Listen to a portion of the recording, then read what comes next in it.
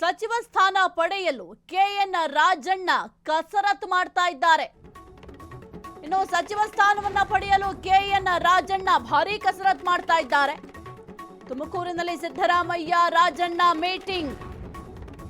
ನಿನ್ನೆ closed door ನಲ್ಲಿ 20 ನಿಮಿಷ ರಹಸ್ಯ ಚರ್ಚೆ ಮಾಡಿದ್ದಾರೆ. ತುಮಕೂರಿನ ನಿವಾಸದಲ್ಲಿ ನಡೆದ ರಹಸ್ಯ ಮಾತುಕತೆ. ಸಿಎಂ ಮುಂದೆ ಬೇಡಿಕೆ ಇಟ್ಟ ಮಾಜಿ ಸಚಿವ ರಾಜಣ್ಣ. ಹಾಗಾದ್ರೆ ಫ್ರೀಡಂ ಟಿವಿಯಲ್ಲಿ ಎಕ್ಸ್ಕ್ಲೂಸಿವ್ ಇನ್ಸೈಡರ್ ಸ್ಟೋರಿ. ಸಚಿವ ಸ್ಥಾನ ಪಡೆಯಲು ಕೆಎನ್ ರಾಜಣ್ಣ ಅವರು ಭಾರೀ ಕಸರತ್ತು ಮಾಡ್ತಾ ಇದ್ದಾರೆ. ತುಮಕೂರಿನಲ್ಲಿ ಸಿದ್ದರಾಮಯ್ಯ ಮತ್ತೆ ರಾಜಣ್ಣ ಅವರು ಮೀಟಿಂಗ್ ಮಾಡಿದ್ದಾರೆ. ಕ್ಲೋಸ್ ಡೋರ್ ಮೀಟಿಂಗ್ ಮಾಡಿದ್ದಾರೆ. 20 ನಿಮಿಷ ರಹಸ್ಯವಾಗಿ ಚರ್ಚೆ ಮಾಡಿದ್ದಾರೆ.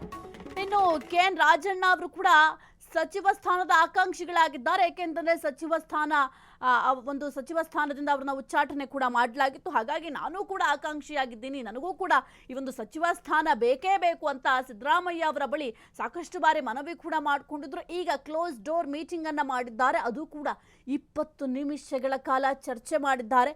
ಮುಖ್ಯವಾಗಿ ಒಂದು ಸಚಿವ ಸಂಪುಟ ಪುನರ್ರಚನೆ ವಿಚಾರಕ್ಕೆ ಸಂಬಂಧಪಟ್ಟಂತೆಯೇ ಚರ್ಚೆ ಮಾಡಿರುವ ಸಾಧ್ಯತೆಗಳಿದ್ದಾವೆ.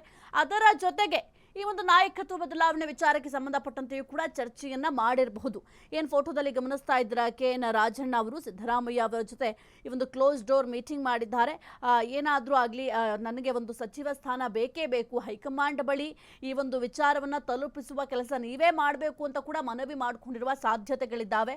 ಒಟ್ಟಿನಲ್ಲಿ ಒಂದು ಸಚಿವ ಸಂಪುಟ ಪುನರ್ರಚನೆ ಯಾವಾಗ ಅನ್ನೋ ಪ್ರಶ್ನೆ ಒಂದು ಕಡೆ ಆದ್ರೆ, ದಿನದಿಂದ ದಿನಕ್ಕೆ ಒಂದು ಸಚಿವಾಕಾಂಕ್ಷಿಗಳ ಪಟ್ಟಿ ಕೂಡ ದೊಡ್ಡದಾಗ್ತಾ ಇದೆ. ಬೇರೆಯವರು ಮಾಡಿದ ತಪ್ಪಿಗೆ ನಾನ್ಯಾಕೆ ಬಲಿಪಶು ಆಗ್ಲಿ? ಸಿಎಂ ಮುಂದೆ ಅಳಲು ತೋಡ್ಕೊಂಡ ಮಾಜಿ ಸಚಿವ ರಾಜಣ್ಣ ಅವರು ತಪ್ಪು ಅರ್ಥೈಕೆಯಿಂದ ತನ್ನ ರಾಜಕೀಯ ಜೀವನಕ್ಕೆ ಮಸಿ. ವರಿಷ್ಠರೊಂದಿಗೆ ನೀವು ಮಾತನಾಡಿ ಸಂಪುಟ ಸ್ಥಾನ ಕೊಡಿಸಿ ಅಂತ ಮನವಿ. ಶೀಘ್ರದಲ್ಲೇ ದೆಹಲಿಗೆ ತೆರಳಿ ಸಂಪುಟ ಪುನರ್ರಚನೆ ಬಗ್ಗೆ ಚರ್ಚಿಸಿ ತನ್ನ ಹೆಸರು ಪ್ರಸ್ತಾಪಿಸುವಂತೆ ಸಿಎಂಗೆ ರಾಜಣ್ಣ ಮನವಿ. ಕೆಎನ್ ರಾಜಣ್ಣಗೆ ಭರವಸೆ ನೀಡಿದ ಸಿಎಂ ಸಿದ್ದರಾಮಯ್ಯ ಅವರು. ಸಿಎಂ ಭರವಸೆ ಮತ್ತೆ ಮಂತ್ರಿ ಆಗ್ತಾರಾ? ಹಾಗಾದ್ರೆ ಕೆಎನ್ ರಾಜಣ್ಣ ಅವರು ಸಿಎಂ ಬತ್ತಳಿಕೆಯಿಂದ ದೆಹಲಿ ತಲುಪುತ್ತಾ ರಾಜಣ್ಣ ಹೆಸರು? ಹಾಗಾದ್ರೆ ಬೇರೆಯವ್ರು ಮಾಡಿದ ತಪ್ಪಿಗೆ ನಾನು ಯಾಕೆ ಬಲಿಪಶು ಆಗ್ಲಿ? ಸಿಎಂ ಮುಂದೆ ತಮ್ಮ ಅಳಲನ್ನ ತೋಡ್ಕೊಂಡಿದ್ದಾರೆ ಮಾಜಿ ಸಚಿವ ರಾಜಣ್ಣ ಅವರು. ತಪ್ಪು ಅರ್ಥೈಕೆಯಿಂದ ತನ್ನ ರಾಜಕೀಯ ಜೀವನಕ್ಕೆ ಮಸಿಯಾಗಿದೆ, ಹಾಗಾಗಿ ನೀವು ಶೀಘ್ರದಲ್ಲೇ ದೆಹಲಿಗೆ ತೆರಳಿ ಸಂಪುಟ ಪುನರ್ರಚನೆ ಬಗ್ಗೆ ಚರ್ಚೆ ಮಾಡಿ ಅಂತ ಕೂಡ ಮನವಿಯನ್ನ ಮಾಡಿಕೊಂಡಿದ್ದಾರೆ. ಮಾರುತಿ, ಈಗ ಬಹಳ ಮುಖ್ಯವಾಗಿ ಸಚಿವ ಸ್ಥಾನ ಪಡೆಯೋದಕ್ಕೆ ಸಾಕಷ್ಟು ಶಾಸಕರು ಕ್ಯೂನಲ್ಲಿದ್ದಾರೆ. ಜೊತೆಗೆ ಈ ಒಂದು ಸಚಿವಾಕಾಂಕ್ಷಿಗಳ ಪಟ್ಟಿ ಕೂಡ ದೊಡ್ಡದಾಗ್ತಾ ಇದೆ. ಇದರ ನಡುವೆ ಕೆಎನ್ ರಾಜಣ್ಣ ಅವರು ಕೂಡ ಭಾರೀ ಲಾಬಿಯನ್ನ ಮಾಡ್ತಾ ಇದ್ದಾರೆ. ಸಿದ್ದರಾಮಯ್ಯ ಅವರ ಜೊತೆ ಕ್ಲೋಸ್ ಡೋರ್ ಮೀಟಿಂಗ್ ಮಾಡಿದ್ದಾರೆ. ಈ ಒಂದು ಮೀಟಿಂಗ್ ನಲ್ಲಿ ಏನೆಲ್ಲ ಚರ್ಚೆ ಮಾಡಿರುವ ಸಾಧ್ಯತೆಗಳಿದ್ದಾವೆ ಮಾರುತಿ?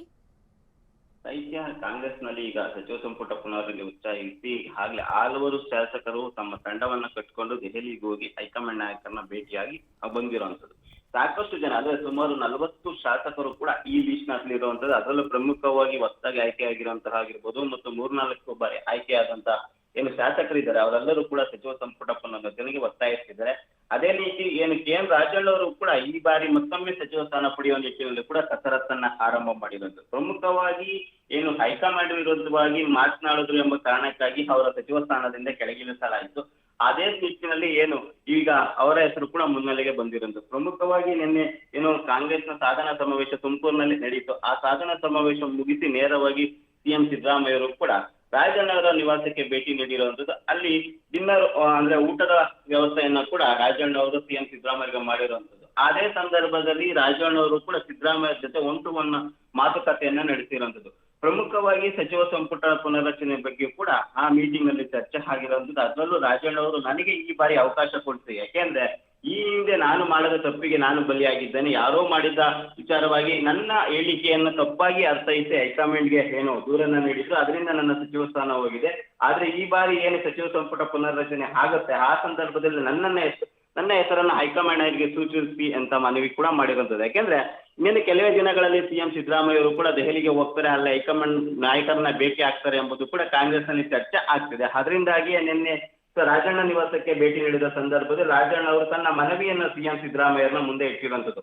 ಪ್ರಮುಖವಾಗಿ ರಾಜಣ್ಣ ಅವರು ಕೂಡ ಸಿಎಂ ಸಿದ್ದರಾಮಯ್ಯ ಆಪ್ತರಾಗಿರೋದ್ರಿಂದ ಇದ್ರ ಬಗ್ಗೆ ಕೂಡ ಮುಕ್ತವಾಗಿ ಚರ್ಚೆ ಮಾಡಿ ನನಗೊಂದು ಮತ್ತೊಮ್ಮೆ ಅವಕಾಶ ಕೊಡಿಸಿ ಅಂತ ಕೂಡ ಮನವಿಯನ್ನ ಹಾಕ್ತಿರುವಂತದ್ದು.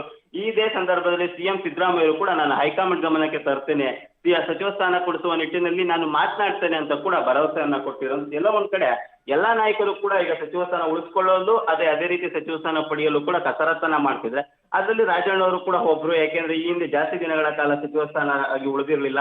ಕೆಲವೊಂದು ಹೈಕಮಾಂಡ್ ವಿರುದ್ಧವಾಗಿ ಹೇಳಿಕೆ ಕೊಟ್ಟ ನಂತರ ಅವರ ಸಚಿವ ಸ್ಥಾನವನ್ನ ಹೈಕಮಾಂಡ್ ನಾಯಕರಾದಂತಹ ರಾಹುಲ್ ಗಾಂಧಿ ಅವರೇ ನೇರವಾಗಿ ಅವರ ಸಚಿವ ಸ್ಥಾನದಿಂದ ಕೆಳಗಿಳಿಸುವಂತೆ ಸಿಎಂ ಸಿದ್ದರಾಮಯ್ಯರಿಗೆ ಸೂಚನೆ ಕೊಟ್ಟಿದ್ರು. ಆ ನಂತರ ಅವರು ಸಚಿವ ಸ್ಥಾನ ಕೈ ಬಿಡಬೇಕಾಯ್ತು. ಇದರಿಂದಾಗಿ ಈ ಬಾರಿ ಆದ್ರೂ ನನಗೆ ಸಚಿವ ಸ್ಥಾನ ಕೊಡಿಸಿ, ನಾನು ಇಲ್ಲಿವರೆಗೂ ಕೂಡ ಹೈಕಮಾಂಡ್ ವಿರುದ್ಧವಾಗಿ ಮಾತನಾಡಿಲ್ಲ, ಕೇವಲ ನನ್ನ ಹೇಳಿಕೆಯನ್ನು ತಿರುಚಿ ಹೈಕಮಾಂಡ್ ನಾಯಕರ ಜೊತೆ ಚರ್ಚೆ ಮಾಡಿದ್ದಾರೆ, ಅದರಿಂದಾಗಿ ನನ್ನ ಸ್ಥಾನ ಹೋಗಿದೆ. ಈ ಬಾರಿ ಆಗುವಂತಹ ಸಚಿವ ಸಂಪುಟ ಪುನರ್ರಚನೆ ಸಂದರ್ಭದಲ್ಲಿ ನನಗೊಂದು ಅವಕಾಶ ಕೊಡಿ ಅಂತ ಕೂಡ ಮನವಿ ಮಾಡಿರುವಂತದ್ದು ಸಾಹಿತ್ಯ. ಮಾರುತಿ, ಈಗ ಬಹಳ ಮುಖ್ಯವಾಗಿ ಹೈಕಮಾಂಡ್ ಆದೇಶದ ಮೇರೆಗೆ KN ರಾಜಣ್ಣ ಅವರ ಸಚಿವ ಸ್ಥಾನದಿಂದ ಉಚ್ಚಾಟನೆ ಮಾಡಲಾಯಿತು. ಒಂದು ವೇಳೆ ಈಗ ಏನಾದರೂ ಸಚಿವ ಸಂಪುಟ ಪುನರ್ರಚನೆ ಏನಾದರೂ ಆದರೆ ಆಗ ರಾಜಣ್ಣ ಅವ್ರಿಗೇನಾದರೂ ಮಣೆ ಹಾಕಿದ್ರೆ ಕೆಲವೊಂದಿಷ್ಟು ಶಾಸಕರು ಅಸಮಾಧಾನ ವ್ಯಕ್ತಪಡಿಸುವ ಸಾಧ್ಯತೆಗಳು ಕೂಡ ಇರುತ್ತೆ. ಯಾಕೆಂದರೆ ನಾವು ಗೆದ್ದಿದ್ದೀವಿ, ಆದರೆ ನೀವು ಹೆಂಗೆ ಈ ಒಂದು ಸ್ಥಾನಮಾನವನ್ನು ಕೊಟ್ರಿ ಅಂತ ಆಕ್ರೋಶ ವ್ಯಕ್ತಪಡಿಸುವ ಸಾಧ್ಯತೆಗಳು ಕೂಡ ಇರುತ್ತೆ. ಇದನ್ನು ಯಾವ ರೀತಿ ನಿಭಾಯಿಸಬಹುದು ಹೈಕಮಾಂಡ್? ಸಾಹಿತ್ಯ, ಈಗ ಅವರು ಕೇಳ್ತಾ ಇರೋದು ST ಕೋಟಾದಲ್ಲಿ. ಈಗಾಗಲೇ ST ಕೋಟಾದಲ್ಲಿ ನಾಗೇಂದ್ರ ಅವರು ಕೂಡ ಸಚಿವ ಸ್ಥಾನವನ್ನ ಕಳ್ಕೊಂಡಿರುವಂತದ್ದು, ಮತ್ತು ಅದೇ ರೀತಿ ರಾಜಣ್ಣ ಅವರು ಕೂಡ ಸಚಿವ ಸ್ಥಾನವನ್ನ ಕಳ್ಕೊಂಡಿದ್ದಾರೆ.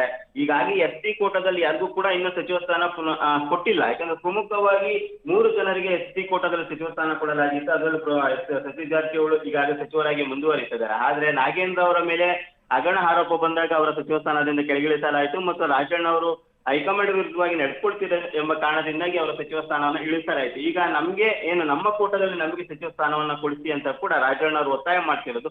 ಇದರಿಂದ ಸಾಕಷ್ಟು ಜನರಿಗೆ ಒಂದ್ ರೀತಿಯಾದಂತ ಬೆಳವಣಿಗೆ ಕಾರಣ ಆಗ್ಬೋದು. ಯಾಕೆಂದ್ರೆ ಹೈಕಮಾಂಡ್ ವಿರುದ್ಧ ಮಾತನಾಡಿ ಸಚಿವ ಸ್ಥಾನ ಕೆಳಗಿಳಿಸಲು ಮತ್ತೆ ಹೇಗೆ ಸಚಿವ ಸ್ಥಾನ ಕೊಡ್ತೀರೆಂಬ ಪ್ರಶ್ನೆಗಳು ಕೂಡ ಈ ಕಾಂಗ್ರೆಸ್ ನಲ್ಲಿ ಎದ್ದೊಳ್ಬಹುದು. ಆದ್ರೆ ಇದರಿಂದ ಯಾವ ರೀತಿ ಹೈಕಮಾಂಡ್ ಮನ್ನಣೆ ಹಾಕುತ್ತೆ ಎಂಬುದು ಕೂಡ ಕಾದ್ ನೋಡ್ಬೇಕು. ಯಾಕೆಂದ್ರೆ ಸಿದ್ದರಾಮಯ್ಯರು ನೇರವಾಗಿ ಹೈಕಮಾಂಡ್ ನಾಯಕರಿಂದ ಮಾತನಾಡೋದ್ರಿಂದ ಸಿದ್ದರಾಮಯ್ಯರಿಗೆ ಅತ್ಯಪ್ತ ಆಗಿರುವಂತದ್ದು ರಾಜಣ್ಣ. ಅವರ ಪರವಾಗಿ ಆದಷ್ಟು ಒಳ್ಳೆ ರೀತಿಯಲ್ಲಿ ಮಾತನಾಡಿ ಕನ್ವಿನ್ಸ್ ಮಾಡುವ ಪ್ರಯತ್ನ ಕೂಡ ಸಿದ್ದರಾಮಯ್ಯರು ಮಾಡ್ತಾರೆ. ಆದ್ರೆ ಹೈಕಮಾಂಡ್ ನಾಯಕರಾದಂತಹ ರಾಹುಲ್ ಗಾಂಧಿ ಆಗಿರ್ಬೋದು ಮತ್ತು ವೇಣುಗೋಪಾಲ್ ಅವರು ಯಾವ ರೀತಿ ಇದನ್ನ ಬಗೆಹರಿಸ್ತಾರೆ ಮತ್ತು ಅವರಿಗೆ ಸಚಿವ ಸ್ಥಾನ ಕೊಡ್ತಾರ, ಅಥವಾ ಅದೇ ನಾಯಕ ಜನಾಂಗದಲ್ಲಿ ಬೇರೆಯವರಿಗೆ ಸಚಿವ ಸ್ಥಾನ ಕೊಡ್ತಾರೆ ಎಂಬುದು ಕೂಡ ಕಾದ್ ನೋಡ್ಬೇಕು ಸಾಹಿತ್ಯ. ಓಕೆ, ಥ್ಯಾಂಕ್ ಯು ಮಾರುತಿ ನಿಮ್ಮೆಲ್ಲ ಮಾಹಿತಿಗಾಗಿ.